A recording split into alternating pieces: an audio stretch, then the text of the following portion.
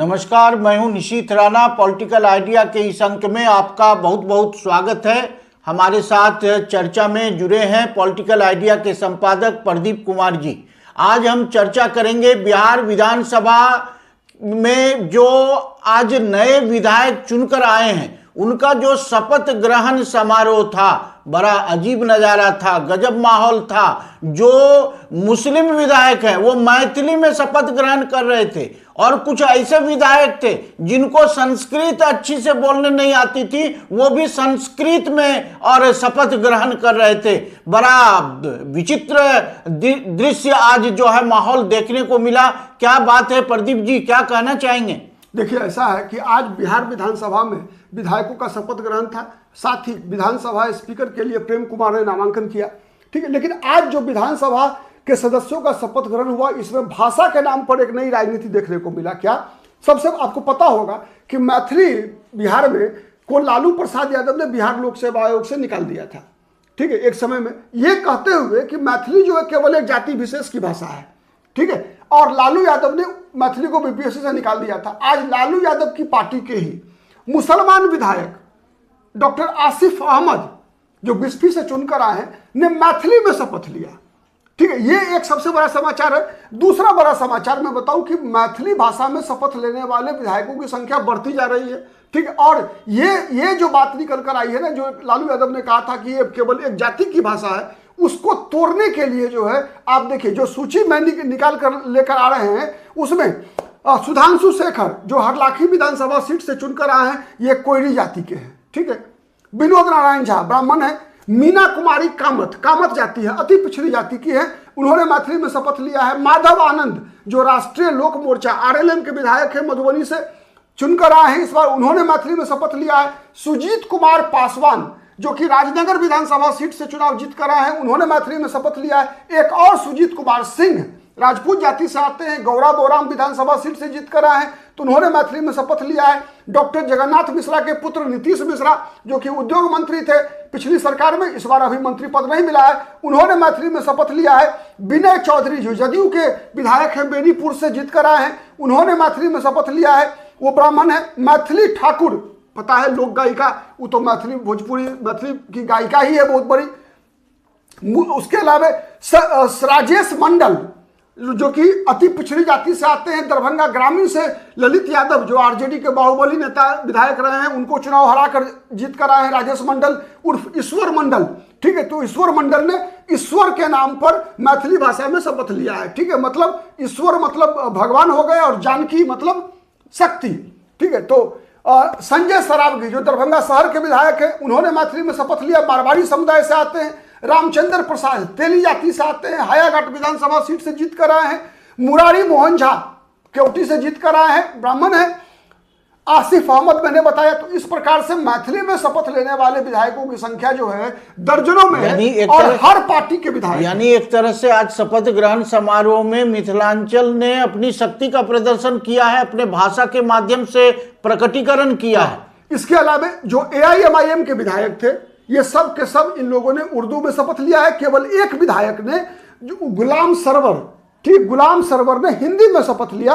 इसके अलावा जितने भी विधायक हैं वो सब एआईएमआईएम के, कांग्रेस के मुस्लिम एमएलए, आरजेडी के मुसलमान एमएलए, इस सभी लोगों ने, ठीक है, उर्दू में शपथ लिया। तो ये लगातार लेते रहे हैं। वैसे भी उर्दू द्वितीय राजभाषा है बिहार की। ठीक है, और इसमें कोई नई बात नहीं है, लेकिन संस्कृत में शपथ लेने वाले लोगों की संख्या बढ़ती जा रही है। यही आश्चर्य की बात है कि ऐसे लोग भी जो पूरी शुद्धता से नहीं बोल पा रहे थे, लेकिन संस्कृत देव भाषा है और उसका एक तरह से अपने संस्कृति का एहसास दिलाने का काम किया संस्कृत में शपथ लेकर के। नहीं, उससे भी बड़ी बात हम बता रहे हैं। संस्कृत को आप देखिएगा कि लगातार इसके पीछे एक रणनीति मुझे समझ में आती है, भारतीय जनता पार्टी से ज्यादा आरएसएस की एंगल मुझे समझ में आया है। इसमें क्यों आया है मैं बता रहा हूं, वही दर्शकों को बता रहा हूं कि इसमें आरएसएस का एंगल है इस बार।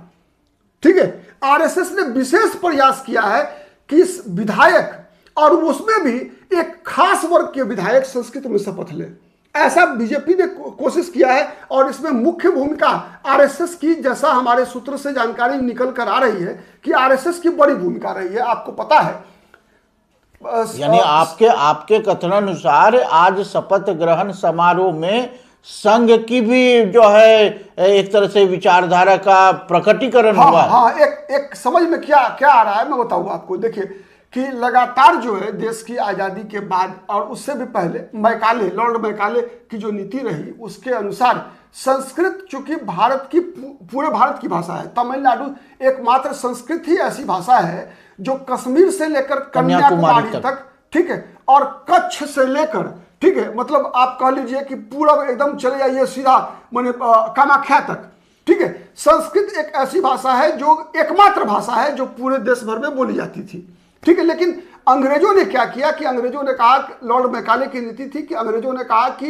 नहीं, संस्कृत केवल पूजा पाठ की भाषा है, मतलब संस्कृत केवल पूजा पाठ कराना, मतलब माने पंडिताई की भाषा है, ये केवल पूजा पाठ कीजिए इसमें, ठीक है, इसके अलावा और कोई काम मत कीजिए, ठीक है। तो यही चलता रहा। अब आरएसएस ये चाहती है कि संस्कृत को पूरे देश भर में लोग अपनाएं।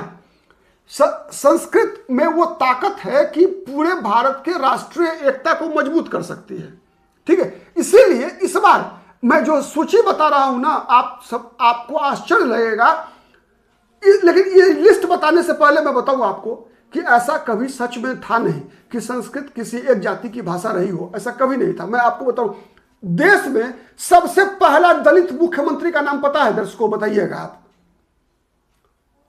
आपको पता है ऋषि जी? नहीं। देश में पहला दलित मुख्यमंत्री कौन हुए थे? मेरी जानकारी नहीं, संस्कृत के विद्वान थे वो दलित मुख्यमंत्री। कौन थे भाई? और वो बिहार के मुख्यमंत्री थे, स्वर्गीय भोला पासवान शास्त्री। भोला पासवान, और ये शास्त्री ये टाइटल है, ये जाति का टाइटल नहीं है। जैसे हम बोलते हैं ना कि पीएचडी एक डिग्री है, वैसे ही उपशास्त्री, शास्त्री, आचार्य, ये सब टाइटल डिग्री है, ठीक है।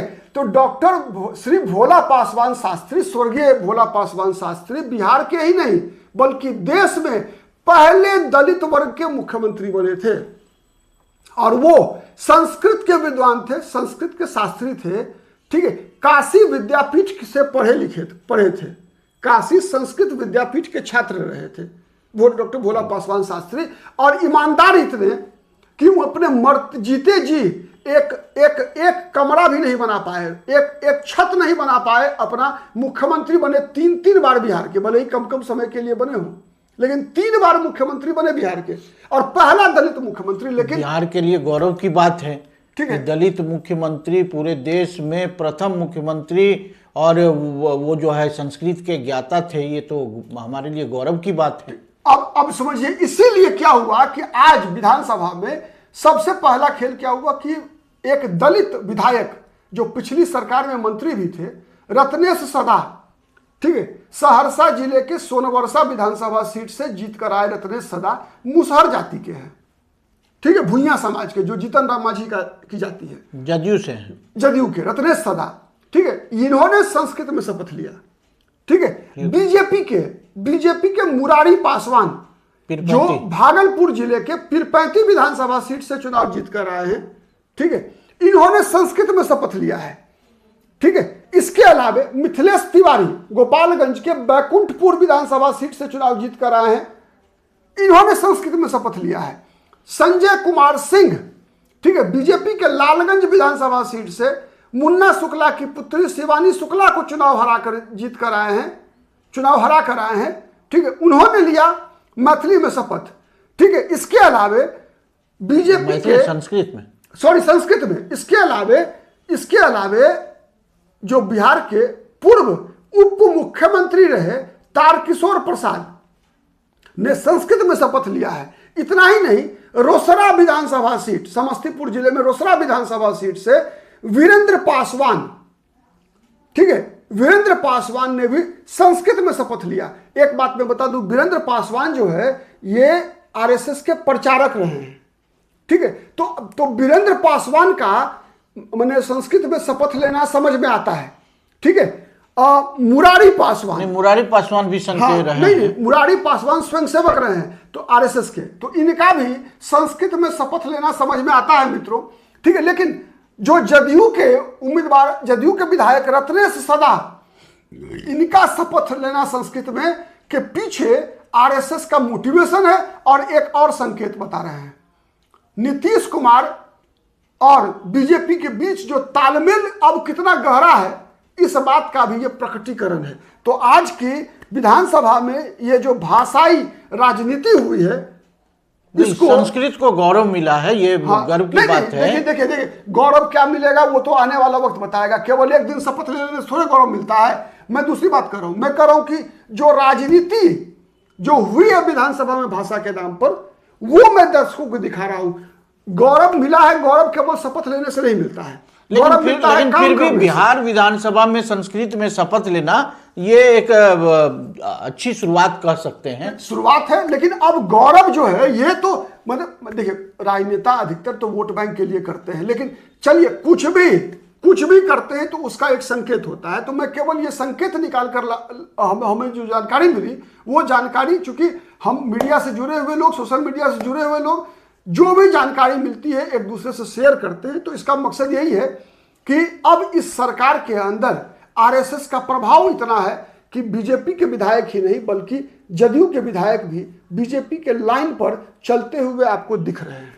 ये बात मैंने कहा। और दूसरी बात मैंने कहा कि आसिफ अहमद, डॉक्टर आसिफ अहमद का मैथिली में शपथ लेना एक बड़ा समाचार बनकर आया। उस आरजेडी के विधायक, जिस आरजेडी के सर्वोच्च नेता लालू प्रसाद यादव ने मैथिली को बीपीएससी से इसलिए निकाला था, ये कहते हुए निकाला था कि मैथिली केवल ब्राह्मण जाति की भाषा है। ठीक है, ये बड़ा समाचार है। चलिए, स्पष्ट और निर्भीक पत्रकारिता के लिए, स्वतंत्र पत्रकारिता के लिए हमारे साथ जुड़े रहिए। पॉलिटिकल आइडिया के अगले अंक में नए घटनाक्रम को लेकर हम आपके बीच हाजिर होंगे। तब तक के लिए धन्यवाद, नमस्कार।